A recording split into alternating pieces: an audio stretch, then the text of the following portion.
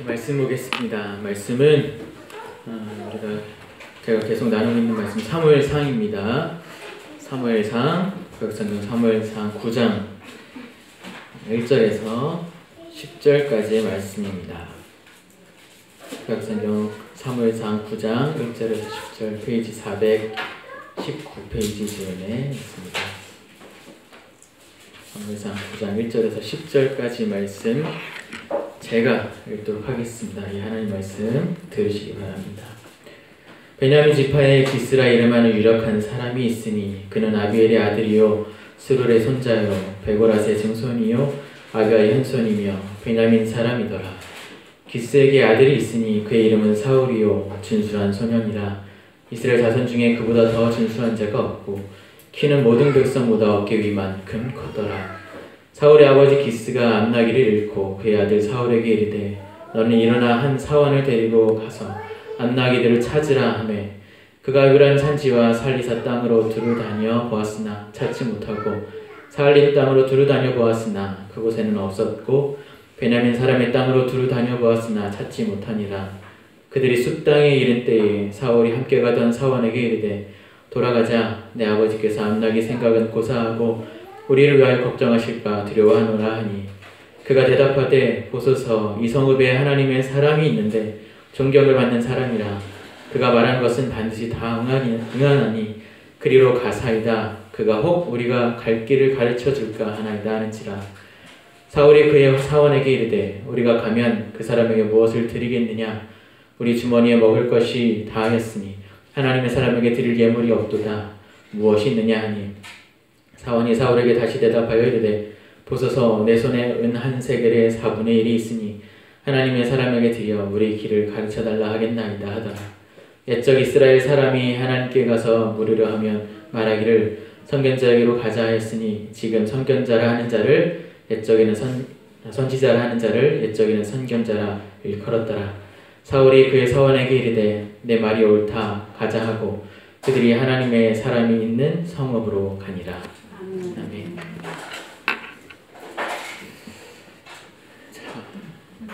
오늘 말씀은 구하여 얻은 자 사울이라는 제목으로 말씀을 나누려고 합니다. 이스라엘이 뭘 구했나요? 왕을 구했죠. 그래서 지난번에 이제 8장에서 이스라엘이 왕을 구했었던 이야기를 함께 살펴보았습니다. 지난번 말씀을 들으신 분들은 아시겠지만 듣지 않으신 분들이 여러 있으니까 다시 언급하고 가겠습니다. 이스라엘의 왕이 최초로 세워지게 된 것은 하나님이 이제 때가 되었으니 내가 너에게 왕을 주겠다. 그래 잘해봐라. 이렇게 하면서 하나님이 마음을 먹고 주신 것이 아니라 이스라엘이 먼저 자기들 임의대로 하나님께 왕을 달라고 했었던 그런 욕심이었고 하나님에 대한 배신이며 불신앙이었습니다.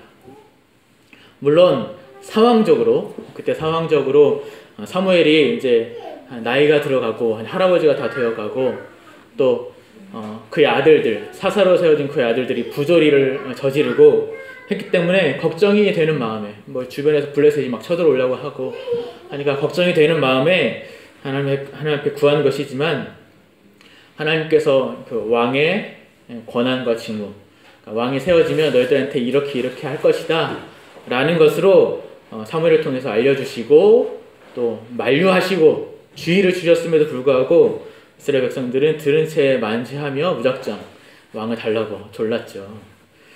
따라서 이스라엘이 왕을 구했던 것은 나라를 위한 지혜이거나 시기 적절했던 어떤 정당한 요구라고 볼 수 없고 오히려 자신들이 하나님을 왕으로 섬기고 있다는 것을 망각한 그것을 외면한 채 그 왕 대신 하나님의 다스림을 받고 있는 자신들이 특별한 존재라는 그 정체성을 상실한 그런 죄악이었다는 것을 우리가 확인했습니다. 저들은 오로지 성경의 표현대로 보면 다른 모든 나라들과 같이 되고 싶은 그런 마음이었습니다. 그런 이스라엘의 태도에 대해서 사무엘도 싫어했고 하나님도 마치 이렇게 버림받은 자의 심정과 같다. 그런 표현을 하시면서 마음 아파하셨다는 것을 나누었죠. 우리에게도 마찬가지입니다. 우리에게도 상황적으로 따져봤을 때 누구에게나 이것만 있었으면, 나한테 이것만 있었으면 좋겠다. 나한테 그게 있으면, 그것만 있으면 내 삶이 조금 더 나아지겠다. 근데 그것만 있으면 내가 좀 이러고 살진 않을 텐데 하는 것들이 누구나 있을 겁니다. 눈에 보이지는 것, 그리고 실감할 수 있는 것, 나에게만, 남들에게는 있는데 나에게만 없는, 나만 좀 부족해 보이는 그런 것들이 우리 자존심을 늘 건드리죠. 그래서 괜히 내가 제일 어떨 때 못나 보이기도 하고, 어떨 때는 내가 제일 힘들게 사는 것 같고, 한숨 계속 쉬면서 왜 나만 이러고 사나, 이렇게 생각하는 생각이 드는 그런 현실을 우리는 너무나 자주 이렇게 접하며 살고 있습니다. 바로 그러한 때에 여러분은 무엇을 구하십니까? 그러한 때 이스라엘은 보이는 왕을 구했습니다. 눈에 보이는 능력과 권세와 명예와 자랑을 구했던 거죠. 그게 지난주 말씀이었습니다. 그래서 이제 9장에 들어서서 이제 10장 쭉 이어지면서 이스라엘이 그토록 원했던 왕이 세워지는 과정이 이제 이렇게 쭉 소개되고 있습니다. 하나님께서 저들의 요구에 응답을 해주시죠. 그래서 사실 오늘 말씀을 좀 보면 좀 당황스러워야 됩니다. 당황스럽습니다. 이스라엘이 왕을 요구해서 그렇게 마음 아파하시고 버림받은 심정 같으시다고 하신다면, 우리 상식대로 생각하자면 뭐가 자연스럽나요? 이스라엘의 그 부당한 요구를 들어주시지 않거나, 아니면 니네 마음대로 해봐라 하고 그냥 방관하고 계시거나, 아니 꾸중을 하셔도 시험찮을 판에, 벌을 주셔도 시험찮을 판에, 그게 오히려 더 자연스러울 것 같은데 하나님은 뜻밖에도 9장, 10장에 쭉 걸쳐서 오히려 이스라엘에게 왕을 세워주실 뿐 아니라 왕을 세워주시는 과정에 있어서도 아주 열심히, 아주 섬세하게 적극적으로 개입하시며 도와주시고 계시다는 것을 이 성경이 아주 길게 우리에게 설명해 주고 있습니다. 8장이 끝나고 장면이 이제 딱 전환돼서 9장이 딱 넘어오면서 드디어 새로운 인물이 딱 등장하죠. 누구죠? 사울입니다. 하나님이 왜 사울이라는 사람을 왕으로 세우셨을까요? 왜 사울이라는 사람, 많고 많은 사람 중에 왜 사울을 왕으로 세우셨을까요? 1, 2절을 보시면 사울이 어떤 사람이었는지, 그의 사울의 인적 사항에 대해서 간략하게 소개하고 있습니다. 1, 2절 우리 함께 같이 읽어보겠습니다. 시작. 베냐민 지파에 기스라 이름하는 유력한 사람이 있으니 그는 아비엘의 아들이요 스룹의 손자요 베고라스의 증손이요 아비아의 형선이며 베냐민 사람이더라. 기스에게 아들이 있으니 그의 이름은 사울이요 준수한 소년이라. 이스라엘 자손 중에 그보다 더 준수한 자가 없고 키는 모든 백성보다 어깨 이만큼 더 컸더라. 자, 사울은 굉장히 준수한 소년이라고 이렇게 표현하고 있습니다. 그런데 우리가 알다시피 소년이라는 것은 이렇게 초등학생 밑 정도 나이, 어린 아이를 소년이라고 이해하잖아요. 근데 여기서 소년이란 이 성경의 표현은 사실 정확한 번역이 아닙니다. 왜냐하면 사울이 왕의 자리에 올랐을 때가 13장 1절을 보면 40세라고 해요. 왕의 자리에 올랐을 때가. 그리고 왕이 되자마자 사울은 암몬 자손과 싸움터에 나갑니다. 소년인데 싸울 수 없잖아요. 그죠? 그리고 13장에 왕이 세워지고 나서 2년 후에 아들도 있습니다. 아들 요나단이죠. 요나단이 1000명의 군사들을 데리고 가서 싸울 정도로 그만큼의 나이가 들었다고 한다면, 그래서 사울은 40세라고 했잖아요.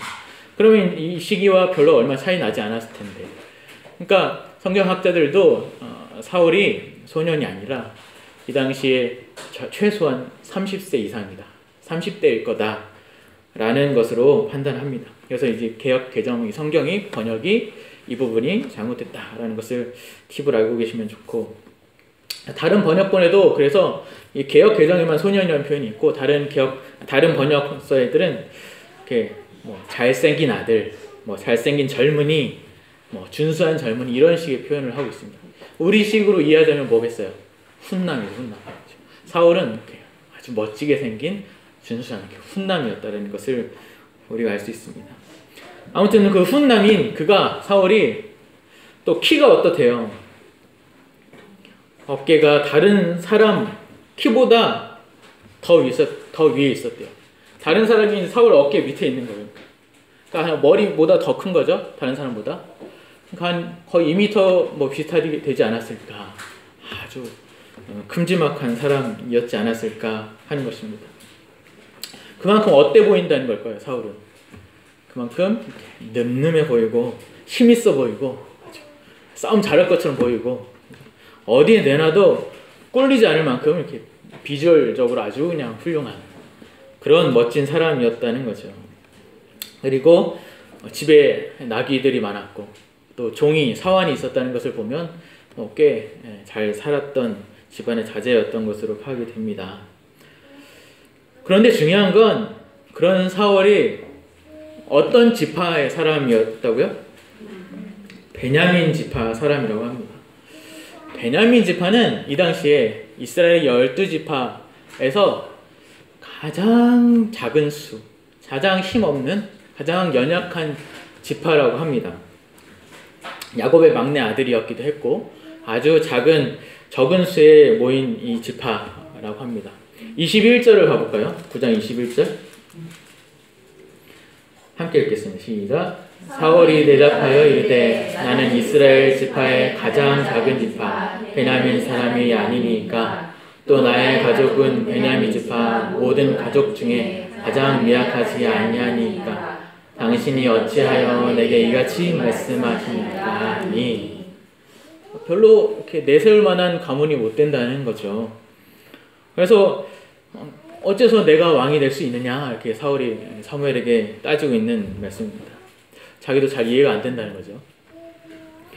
베냐민 지파가 그렇게 작은 지파, 연약한 지파가 된 데에는 원래 처음부터 그랬던 지파는 아니었어요. 원래 처음부터 그렇게 작은 지파는 아니었고 사사기의 마지막 말씀을 보면 그 사건을 계기로 인해서 베냐민 지파가 확 줄어드는 그런 사건이 있습니다. 사사기 맨 마지막에 베냐민 지파가 거의 멸절을 당하다시피 한 사건이 기록됩니다.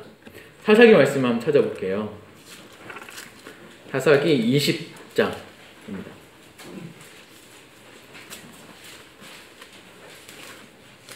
앞에 성경이죠. 사사기 20장 46절에서 21장 3절까지 읽어보겠습니다. 20장 46절에서 21장 3절까지 함께 읽겠습니다. 시작. 이날에 베냐민 사람으로서 칼을 빼는 자가 엎드려진 것이 모두 25,000명이니 다 용서했더라. 베냐민 사람 600명이 돌이켜 광야로 도망하여 림몬 바위에 이르러 거기에서 넉 달 동안을 지냈더라. 이스라엘 사람이 베냐민 자손에게로 돌아와서 온 성읍과 구축과 만나는 자를 다 칼날로 치고 갇히는 성읍은 모두 다 불살랐더라. 이스라엘 사람들이 미스바에서 맹세하여 이르기를 우리 중에 누구든지 딸을 베냐민 사람에게 아내로 주지 아니하리라 하였더라. 백성이 베델에 이르러 거기서 저녁까지 하나님 앞에 앉아서 큰 소리로 울며 이르되 이스라엘의 하나님 여호와여 어찌하여 이스라엘에 이런 일이 생겨서 오늘 이스라엘 중에 한 지파가 없어지게 하시나이까 하더니 누구랑 싸우는 거예요 지금? 이스라엘의 11지파와 베냐민 지파 한 지파 11대1로 싸우는 거예요. 그래서 베냐민 지파가 한 600명 정도만 남고 다 죽었습니다. 본래 한 3만 명, 4만 명이 넘었던 수였었어요. 근데 600 넣고자 한 60분의 1, 70분의 1을 석 줄은 거죠. 그런 싸움이 벌어진 계기가 뭐였냐면 그 앞에 장에 나옵니다. 19장 우리 1절부터 3절까지 읽고 또 뒤에 읽겠습니다. 19장 1절에서 3절 시작. 이스라엘의 왕이 없을 그때에 에브라임 산지 구석에 거류하는 어떤 레위 사람이 유다 베들레헴에서 첩을 맞이하였더니 그 첩이 행음하고 남편을 떠나 유다 베들레헴 그의 아버지의 집에 돌아가서 거기서 넉 달 동안을 지내매 그의 남편이 그 여자에게 다정하게 말하고 그를 데려오고자 하여 하인 한 사람과 나귀 2마리를 데리고 그에게로 가매 여자가 그를 인도하여 아버지의 집에 들어가니 그 여자의 아버지가 그를 보고 기뻐하니라. 어느 한 레위인과 그의 첩이 뭐 사이가 안 좋았나 봐요. 그래서 첩이 이제 처갓댁으로 가 있고 다시 레위인이 데리고 오려고 처갓댁 가서 며칠 지내다가 이제 돌아오는 길입니다. 돌아오는 길에 이제 날이 어두워져서 어느 마을로 가요. 거기 이제 베냐민 지파 사람들이 사는 그런 마을이었어요. 그래서 갔는데 이제 어느 한 노인의 집에 하룻밤을 묵으려고 합니다. 그래서 20절부터 우리 30절까지 기니까 제가 빨리 읽어볼게요. 20절에 30절. 그 노인이 이르되 그대는 안심하라. 그대의 쓸 것은 모두 내가 담당할 것이니 거리에서는 유숙하지 말라 하고 그리고 데리고 자기 집에 들어가서 나귀에게 먹이니 그들이 발을 씻고 먹고 마시니라.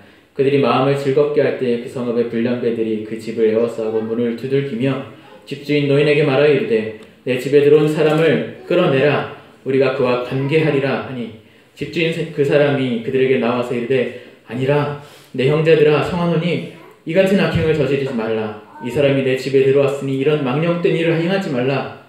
보라 여기 내 처녀 딸과 이 사람의 첩이 있은즉 내가 그들을 끌어내리니 너희가 그들을 욕보이든지 너희 눈에 좋은 대로 행하되 오직 이 사람에게는 이런 망령된 일을 행하지 말라 하나 우리가 듣지 아니하므로 그 사람이 자기 첩을 붙잡아 그들에게 밖으로 끌어내매 그들이 그 여자와 관계하였고 밤새도록 그 여자를 능욕하다가 새벽 미명에 놓은지라.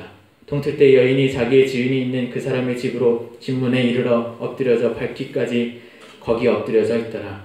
그의 주인이 일찍 일어나 집문을 열고 떠나고자 하더니 그 여인이 집문에 엎드려져 있고 그의 두 손이 문지방에 있는 것을 보고 그에게 이르되 일어나라 우리가 떠나가자 하나 아무 대답이 없는지라. 이에 그의 시체를 나귀에 싣고 행하여 자기 곳으로 돌아가서 그 집에 이르러서는 칼을 가지고 자기 첩의 시체를 거두어 그 마디를 찍어 12덩이에 나누고 그것을 이스라엘 사방에 둘을 보내매 그것을 보낸 자가 다 이르되 이스라엘 자손이 애굽 땅에서 올라온 날부터 오늘까지 이런 일은 일어나지도 아니하였고 보지도 못하였도다. 이 일을 생각하고 상의한 후에 말하자 하니라. 어떤 이야기입니까?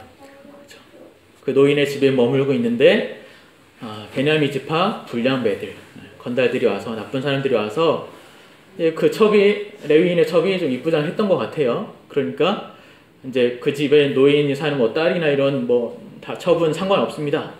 그 딸을 내놓으라고 해서 윤관하죠. 그렇죠?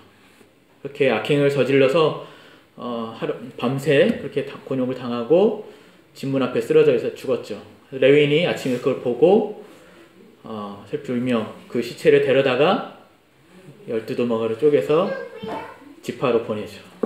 쫙 보냅니다. 그러니까 어떻게 되겠어요? 그 지파 사람들이 이제 이게 뭐냐 물었겠죠. 레위인에게 보낸 사람한테. 그러니까 이러한 일이 있었다. 베냐민 지파가 그랬다. 어떻게 할 거냐? 가만둘 거냐? 그러니까 아니 어떻게 이런 일이 하면서 가만둘 수 없다 하고 11지파 대 베냐민 지파가 싸움이 붙은 겁니다. 그래서 결국에 베냐민 지파가 남자 600명 정도만 남고 죽은 그런 결과가 맺어지게 된 겁니다. 그래서 이 사무엘상의 이 당시의 베냐민 지파의 이미지는 베냐민 사람들의 이미지는 별로 안 좋았을 거겠죠. 뭐 얼마 정도 흘렀긴 했겠지만 그다음 이미지가 별로 안 좋아요. 폐역하고 악명 높은 놈들. 하지만 그 당시 이스라엘 사람들 엉엉 울었다고 했잖아요. 어찌 이 지파가 멸절되고 끊어지게 하셨습니까? 이러면서 하나님께 묻잖아요. 그만큼 이렇게 안쓰럽고 불쌍한, 못돼 처먹었지만 불쌍한 그런 이미지를 갖고 있었다는 거예요. 그런데 그러한 지파에서 한 사람을 불러 하나님께서 왕을 세우신다는 것은 그렇죠?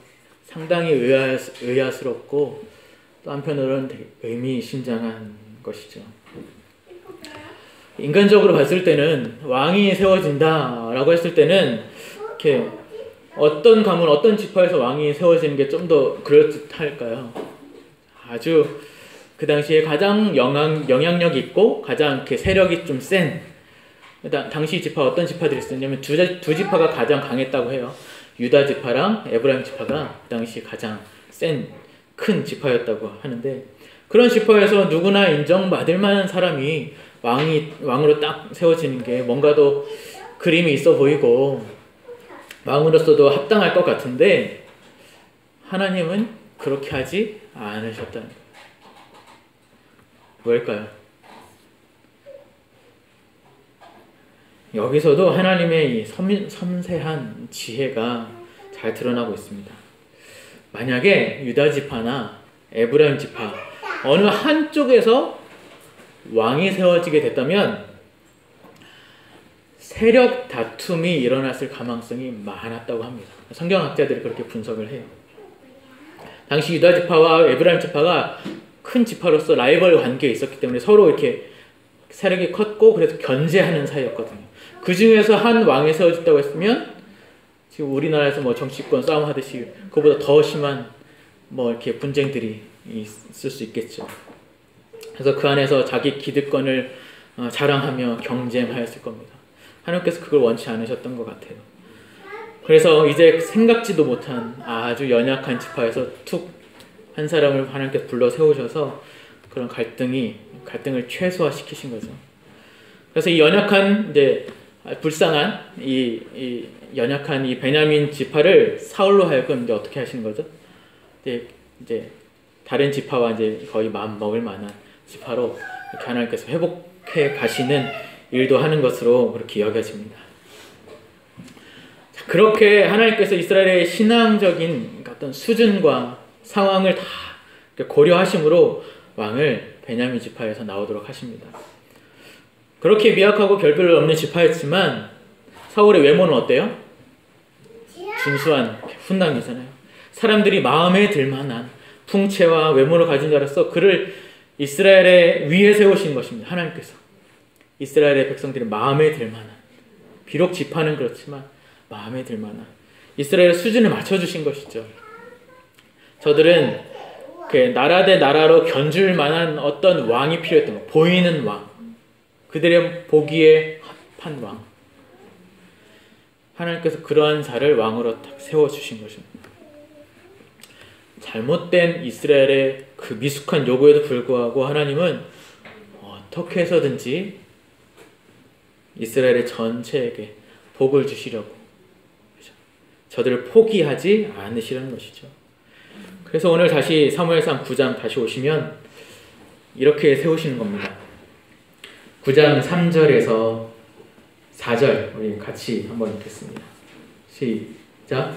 사울의 아버지 기스가 암낙 이들을 잃고 그의 아들 사울에게 이르되 너는 일어나 한 사환을 데리고 와서 암낙 이들을 찾으라 하매 그가 에브라임 산지와 살리사 땅으로 두루 다녀 보았으나 찾지 못하고 살림 땅으로 두루 다녀 보았으나 그곳에는 없었고 베냐민 사람의 땅으로 두루 다녀 보았으나 찾지 못하니라. 왕이 세워지는 과정을 소개하고 있는 9장은 어떤 이야기냐면 사울의 아버지가 암낙이들을 잃어버린 거예요. 그래서 아주 사소한 일상으로부터 이제 이야기가 시작됩니다.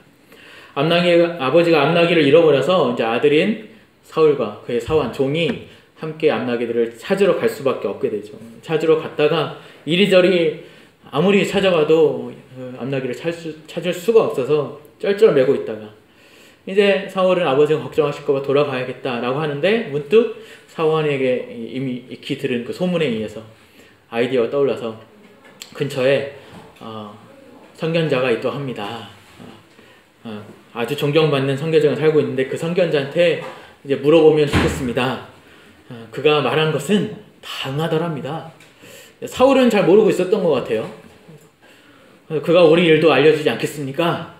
하고 해서 밑자야 본전이니까 그래 가보자 하고 사울도 동의해서 갑니다. 그런데 여기서도 또 기묘한 것은 사무엘은 늘 거기에 머무는 사람이 아니었어요. 사무엘은 이스라엘 여러 지방을 두루두루 다니면서 이렇게 다스리고 감찰하고 이렇게 백성들을 문제를 해결해 주는 그런 일들을 하고 있었던 사람이었어요. 그런데 때마침 그날 제사를 산당에서 그 성읍 산당에서 제사를 드리는 날이기 때문에 사무엘이 그때 온 거예요. 11절 11 12 우리 함께 읽어보겠습니다. 시작. 그들이 성읍을 향한 비탈길로 올라가다가 물 기르러 나오는 소녀들을 만나 그들에게 묻되 선견자가 여기 있느냐 하니 그들이 대답하여 이르되 있나이다. 보소서 그가 당신보다 앞서 갔으니 빨리 가소서.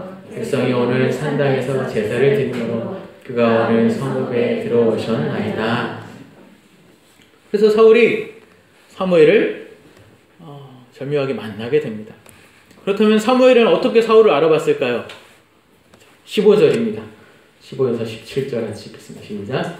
사울이 오기 전날에 여호와께서 사무엘에게 알게 하여 이르시되 내일 이맘때에 내가 베냐민 땅에서 한 사람을 내게로 보내리니 너는 그에게 기름을 부어 내 백성 이스라엘의 지도자로 삼으라. 그가 내 백성을 블레셋 사람들의 손에서 구원하리라.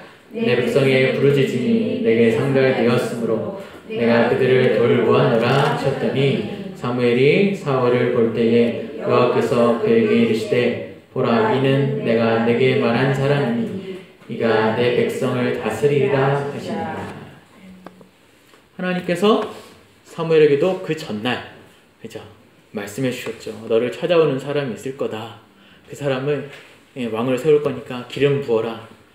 그래서 이제 사무엘도 이제 사울을 알아보고 그와 함께 식사를 하고 많은 얘기들을 나누고 그 다음날 돌아가는 길에 이제 기름을 부어서 네가 왕이 될 거다라고 알려주는 그런 얘기가 이제 오늘 9장 전체 이야기입니다. 자, 오늘 말씀을 보시면서 어떻게 하나님의 섬세한 손길이 좀 보이십니까? 우리는 이스라엘이 부당한 요구를 하기도 했고 사울이 왕이 되고 나서 이제 나중에 하나님께 내내 이제 불순종하며 죄악을 저지르고 그의 마지막이 비참한 최후를 최후를 맛본 왕이라는 것을 우리가 이미 알고 있잖아요. 어떻게든 알고 있잖아요. 그 결론을 미리 알고 있어서 하나님이 사울을 왕으로 세울 때에 이렇게 별 애정 없이 대강 툭 세워버리지 않았을까. 편견을 가지고 사울에 대한 이해를 가질 수 있습니다. 하지만 오늘 보신 것처럼 하나님은 사울이라는 자를 왕으로 세우시기 위해서 어떻게 해요? 많은 것들을 아주 많은 부분들을 타이밍과 또 사람들과 또 피조물을 다 동원해서 보이지 않는 손으로 인도하시고 간섭하시고 다스리고 계시다는 것을 이 말씀에서 확인하게 됩니다. 저들이 부당한 요구를 하였음에도 불구하고 왕이 살아있는데 하나님이 왕으로 계시는데도 왕을 달라고 하는 저들의 그 부당한 요구에도 불구하고 버림받은 것 같은 심정이셨는데도 불구하고 택한 백성을 포기하지 않으시고 자신의 긍휼과 사랑으로 깊이 간섭하시고 이끌어가시는 하나님의 손길을 보게 되는 것이죠. 물론 사울은 이스라엘을 점점 더 죄악으로 몰고 가는 자가 되고 그의 끝은 아까 말했듯이 비참합니다. 그러나 그는 이스라엘을 어떻게 하는 자가 되냐면 이스라엘을 블레셋으로부터 지켜내는 자로 쓰임을 받습니다. 그리고 모든 백성들에게 하나님의 진정한 나라, 하나님 다스리시는 진정한 나라를 갈급하게 하는, 그죠? 얼마나 백성들을 잘 이렇게 함부로 대했습니다. 백성들이 진정한 하나님의 통치를 갈급해하게 되는, 그리고 이제 다음 타자인 다윗을 괴롭혀서 이제 아주 빡시게 다윗을 훈련시키는, 연단시키고 자라게 하는 그런 아주 멋진 악역으로 쓰임을 받는 그런 역할을 하는 자로 하나님의 쓰임을 받게 되는 것입니다. 어떤 영화든지 어떤 드라마이든지 이렇게 멋진 악역이 있어야 재밌어요. 그죠? 멋진 악역이 없으면 별 재미없습니다. 1000만 넘은 암살이라는 영화도 마찬가지예요. 멋진 악역이, 그렇게 이정재라는 그 멋진 악역이 없었다면 1000만이 아마 못 넘었을 거예요. 어디서나 멋진 악역이 있어야 주인공과 함께 거기서 다루는 그 메시지가 잘 부각이 되잖아요. 그리고 여기서 아주 중요하게 짚고 넘어갈 부분이 있습니다. 자, 여기서 이 9장에서의 주인공 사울이라는 자의 이름, 사울이 무슨 뜻인 줄 아십니까? 성경에 표현 안 됐지만 히브리어로 이 사울이라는 이름이 바로 오늘 제목처럼 구하여 얻은 자입니다. 구하여 얻음, 사람이니까 구하여 얻은 자, 그런 뜻을 가지고 있습니다. 그러니까 뭐예요? 하나님이 이 모든 될 일들을 아셨다는 거예요? 모르셨다는 거예요? 다 알고 계셨다는 거예요. 왕을 구할 때는 이미 사울은 태어나 있었잖아요. 그 모든 될 일들을 애초에 미리 다 알고 계셨다는 거죠. 어떻게 해요? 하나님은 시간에 구애받지 않으신 분이시잖아요. 시간을 초월해 계신 분이시잖아요. 장세전부터 모든 것을 작정하셨고 아시는 분이지 않습니까? 그래서 이스라엘이 왕을 구하였는데 하나님이 왕으로 세우려고 준비시키고 있는 자의 이름이 바로 구하여 얻은 자 사울입니다.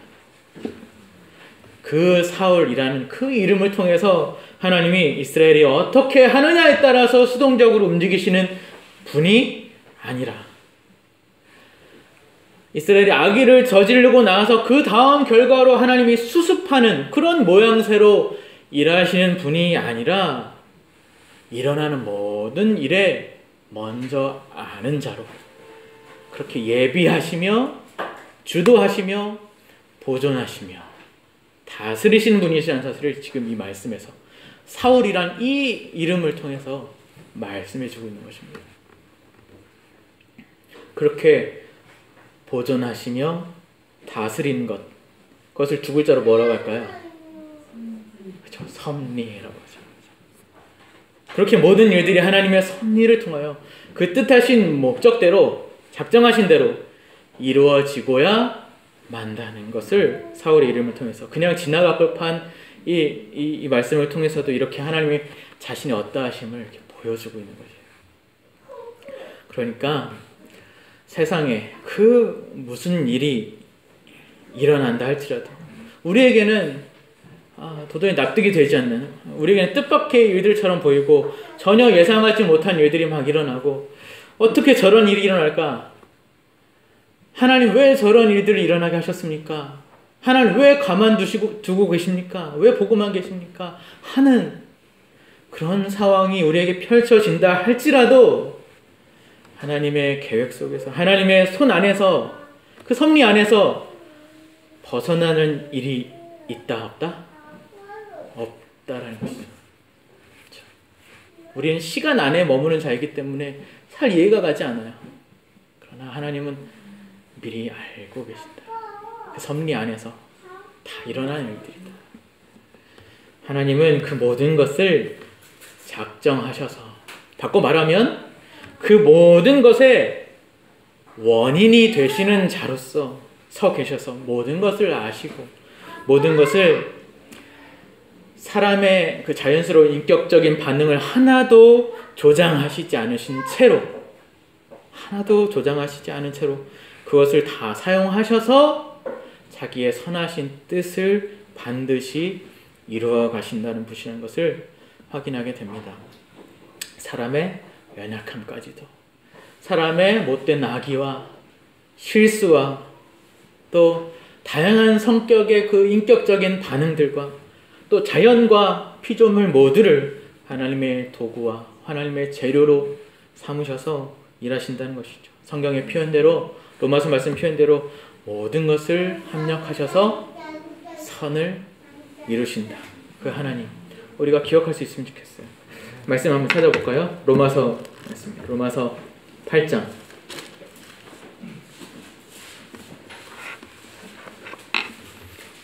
8장, 로마서 8장 26절에서 28절까지 있습니다. 8장 26절에 28절 함께 읽겠습니다. 시작. 이와 같이 성령도 우리의 연약함을 도우시나니 우리는 마땅히 기도할 바를 알지 못하나 오직 성령이 말할 수 없는 탄식으로 우리를 위하여 친히 간구하시느니라. 마음을 살피시는 이가 성령의 생각을 아시나니 이 성령이 하나님의 뜻대로 간구하시니라. 우리가 알거니와 하나님을 사랑하는 자 곧 그의 뜻대로 부르심을 이룬 자들에게는 모든 것이 합력하여 선을 이루느니라. 우리가 이루는 것 아닙니다. 하나님이 이루신다고요. 우리 합력해서 선을 이룹시다, 이런 말 사실 정확하게 딱 맞는 표현이 아니에요. 하나님이 이루신다고요. 하나님의 섭리란 바로 이것입니다. 사울의 아버지가 하필 그때에 암나귀를 잃어버리게 되고 그로 인해서 사울과 그 종이 나귀를 찾아갈 수밖에 없게 되고 아무리 찾아도 찾을 수 없고 사무엘이 사는 지역 근처까지 가게 되어서 사무엘이 사는 지역까지 가게 되어서 사무엘을 만나고 사무엘은 때마침 제사 드린 날이 되어서 산당으로 오게 되고 그래서 그 전날 또 하나님의 계시를 받아서 이제 사울이 누구인지를 또 알아보게 되고 이렇게 함께 제사 드린 음식을 함께 나눠 먹고 이야기를 나누고 기름 부어 돌려보내는 그리고 이제 사울이 그 멋진 이제 악역으로서 다윗을 빛나게 하고 하나님의 다스림 온전한 통치가 무엇인지를 정말 절감시키게 할 수 있는 멋진 악역으로 더욱더 드러내주는 그런 사울의 인도하심, 그게 바로 섭리라는 겁니다. 하나님이 이스라엘이 뭐가 이뻐서 막 섭리 그렇게 해주시는 걸까요? 이스라엘이 하나님을 이렇게 기쁘시게 해서 하나님이 어떻게든 이렇게 잘 해주시려고 하시는 걸까요? 아니죠. 우리 삶도 마찬가지입니다. 우리가 간절히 기도했던 일들이 응답되어지는 것을 보면 기도 응답이 된 것을 보니까 내가 이렇게 기도한 것이 응답되는 것을 보니까 내 기도가 하나님이 기뻐하시는 것이었구나. 내가 기도를 잘했구나. 내 기도에 효과가 있구나. 라고 착각하는 경우가 많아요. 다시요. 내가 이렇게 기도했더니 하나님께서 기도를 응답을 딱 해주신 걸 보면 내가 기도를 잘했구나 라고 거꾸로 판단하는 경우가 많잖아요. 하나님의 진짜 마음은 헤아리지 못하고 하나님이 그 응답이 긍휼로서 하나님이 버림받은 자의 심정과 같음에도 불구하고 허락된 은혜, 긍휼인지 아니면 진짜 기뻐하심으로서 응답해 주신 것인지 그것을 헤아리지 못하고 내가 바라던 일도 하나님이 바라시던 일이었구나 하고 결과로서 판단하는 것. 아니죠. 나에게 일어난 일들이 내가 기도를 잘해서 내가 하나님 뜻에 합당한 기도를 해서 좋은 결과를 맺는 것이라 그렇게 인과론적으로 생각할 것이 아니라 하나님이 긍휼로서 허락된 것인지 정말 기뻐하심으로 허락된 인도해 주신 손길인지 살피는 겸손과 감사가 우리에게 필요한 것입니다. 왕을 구했는데 왕을 주셨어요. 이 기도가 정당한가요? 아니라고요. 물론 하나님은 우리의 허물을 그리스도로 말미암아 덮으십니다. 그리고 아직 우리가 마땅히 빌 바를 알지 못함에도 불구하고 성령님께서 우리를 위해 친히 간구해 주십니다. 그렇게 긍휼히 여기시는 마음으로 그 뜻을, 그 약속을 이루시기 위하여 우리에게 그래서 응답하시며 우리를 인도해 가시며 그래서 결국 선으로 이루시는 분, 그분이 우리 하나님 아버지십니다. 얼마나 다행이고 얼마나 위안이 되는 진리인가요? 내가 하는 것에 따라 결과가 이루어진다면 저는 이 세상을 살 용기가 없고 살기를 포기했을지 모릅니다. 그러나 하나님께 달려있기에 살죠. 그럼 어차피 선을 이루실 거니까 막 살아도 되나요? 어차피 뭘 해도 뭐 선을 이루실 때니까 뭐 장담돼 있으니까 뭐 보장이 돼 있으니까 막 살아도 되나요? 아니죠. 그것 자체가 믿음이 아니잖아요. 자기 믿음이 거짓이라는 것을 증명시키는 것과 별반 다르지 않은 거예요. 사울처럼 잠시 하나님의 쓰임을 받고 비참한 결국을 맛보시겠습니까? 그런 멋진 악역을 감당하시려고요? 우리의 믿음이 진짜라는 걸, 내가 진짜 하나님을 믿는다는 걸, 하나님을 사랑한다는 걸 하나님과 또 사람들 앞에 증명해 보이십시오. 어떻게 해요? 뭘로 증명하실까요? 뭐 성공으로요? 대단한 업적을, 오전에 말씀대로 열매를, 성경에서 말씀하신 열매는 우리 업적을 말하는 게 아니에요. 우리의 수고를 드러내 보이라는 게 아니에요. 하나님이 맺으신 열매, 내가 맺을 수 없고 하나님이 나에게 달리게 하신 열매들이잖아요. 내가 맺는 열매. 그래서 성경이 갈라디아서 5장에 성령의 열매, 사랑과 희락과 화평과 오래 참음과 온유와 장성, 충성과 절제. 그래서 성경에 기록된 하나님의 기뻐하심을 우리의 소원으로 가지며, 우리의 그 하나님의 인도하심 가운데 그의 말씀에 기꺼이 순종하는 자로서 너희가 내 안에 거하고 내 말이 너희 안에 거하라. 그렇게 하면 열매가 맺게 하신다고요. 내가 아버지의 계명을 지켜 그 사랑 안에 거한 것 같이 너희도 내 계명을 지키면 그 사랑 안에 거하리라.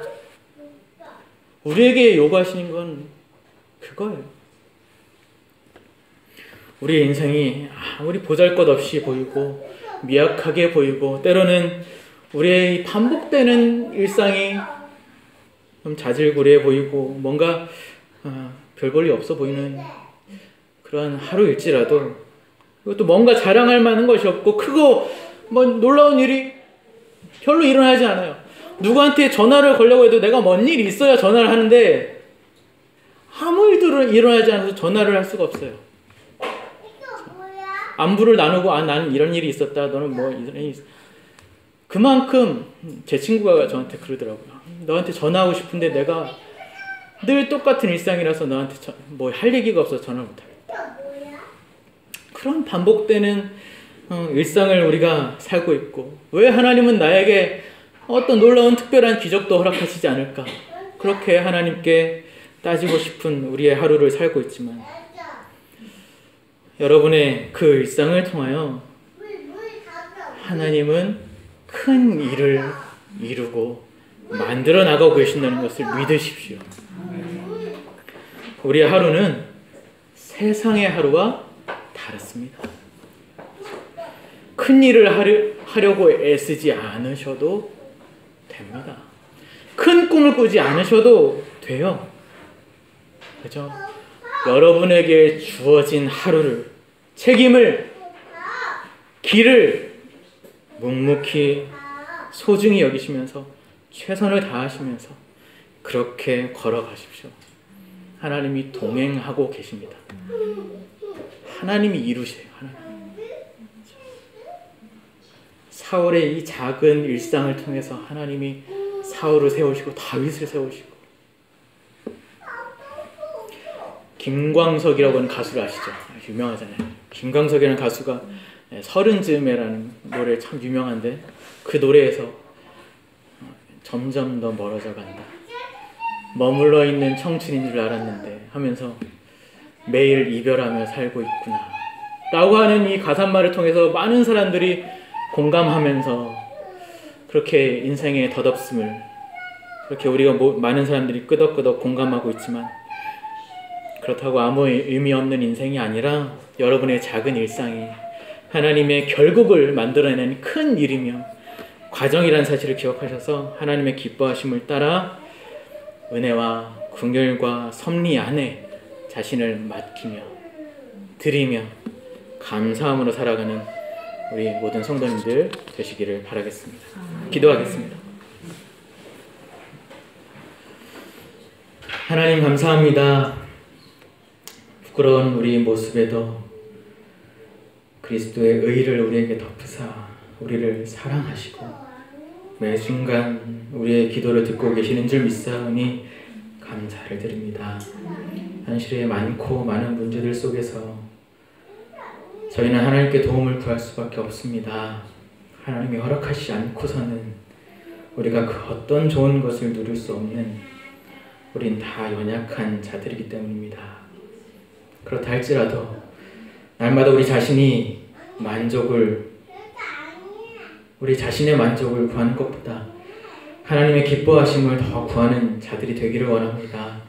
마땅히 기도하지 못하는 저희들을 위해 친히 간구하시는 성령 하나님을 의지함으로 모든 것을 합력하여 반드시 선을 이루어내시는 하나님을 의지하여 믿고 안심하며 감사함으로 살 수 있는 참된 하나님의 백성 되게 하여 주시옵소서. 우리의 보잘것없는 하루와 작은 일상 가운데도 내내 주께서 동행하시며 하나님의 큰 일의 과정으로 삼으신다는 것을 말씀을 통해 확인하게 되었습니다.